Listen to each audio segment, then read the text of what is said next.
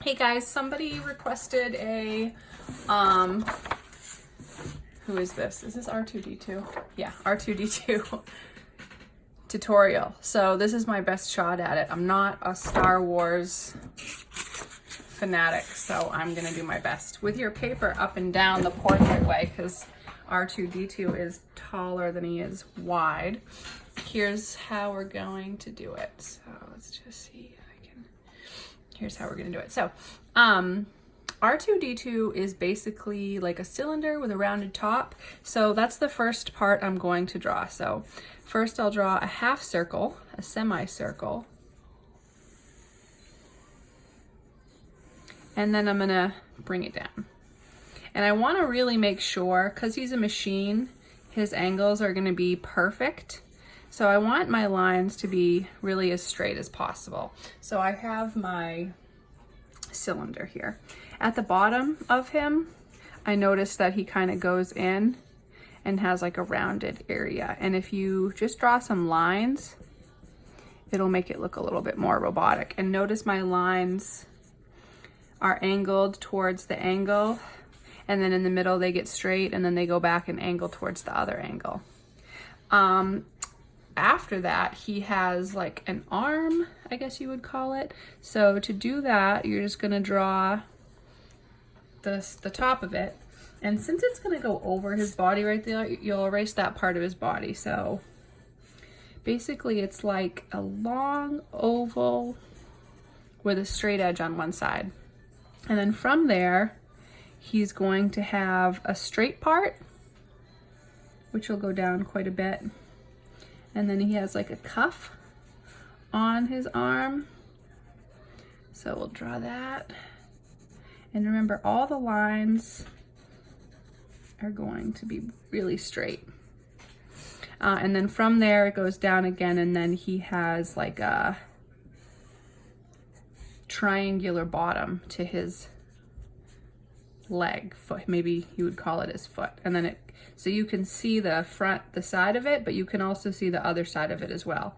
So these are going to be parallel. These two lines are going to be parallel with each other, and then the edges will be a little bit angled. From there, we'll kind of not cut off, but section off where the top is, and then the rest would be the body. So I noticed that on the body, there was like 3 sections. So 1, 2, 3. The top section was pretty much like a flathead screwdriver. And then maybe like a Phillips screwdriver. So that would be like a cross point screwdriver. So if you just draw a little cross, like an X, and then you can kind of bring it in and then up for the handle. Okay. Under that, he has a bunch of other tools, and so you can get as detailed with those as you want. If you don't want to spend 2 hours on this, you can kind of just break it up into shapes that kind of suggest what the different buttons of him does. Maybe a couple circles right here. Different tools. You can kind of look up what he looks like on the internet and go from there. Here there was kind of like 1 button, and then 2 buttons, and then a square.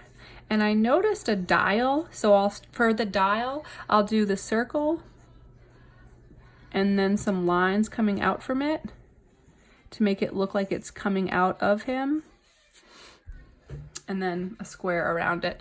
And then on the top, it looks like he had kind of a shape that kind of looked like, what is it called?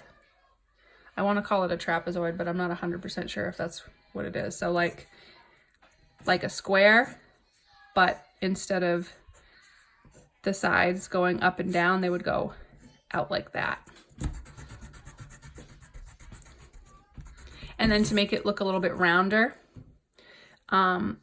the bottom would be a little bit rounded and the top would be a little bit rounded as well. And then you could have another one up here and another one kind of going off just to make him look a little bit more round. So he would have 2 arms, but we wouldn't really be able to see this whole arm. So we'll just do a bump and then we'll skip where it goes across the body.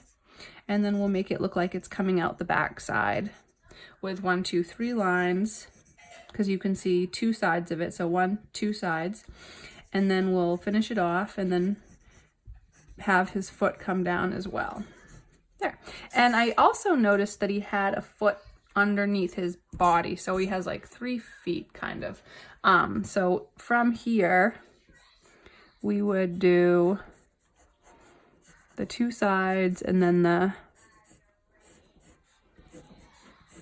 foot. And you can get as detailed as you want, like I said, when you go with the buttons. You could turn this into a coloring page. You can turn this into whatever you want. But if you outline it with a black Sharpie marker, which is my favorite thing to do in the world, it's just gonna look a little bit more machine-like, because stereotypically, machines have more contrast. So when you draw something with more contrast, it just looks more metallic. If you look at pictures of metal that people have drawn or paint, there's really some sharp highlights and sharp shadows, and you're just gonna see a big difference between the darks and the lights. There's not gonna be a lot of medium grays, and that's what contrast is all about, is a big difference between the darkest dark and the lightest light. So something that was just black and just white with no gray would have a really high amount of contrast. Something that had a lot of medium grays would not have a lot of contrast. So that's what contrast means. And when you see metal objects, really there's a lot of contrast in those. So outlining with a Sharpie marker, maybe even if you have like a silver metallic Sharpie marker, that might be kind of cool to add some details, but we don't have one of those at home, and so probably not a lot of people have it at home.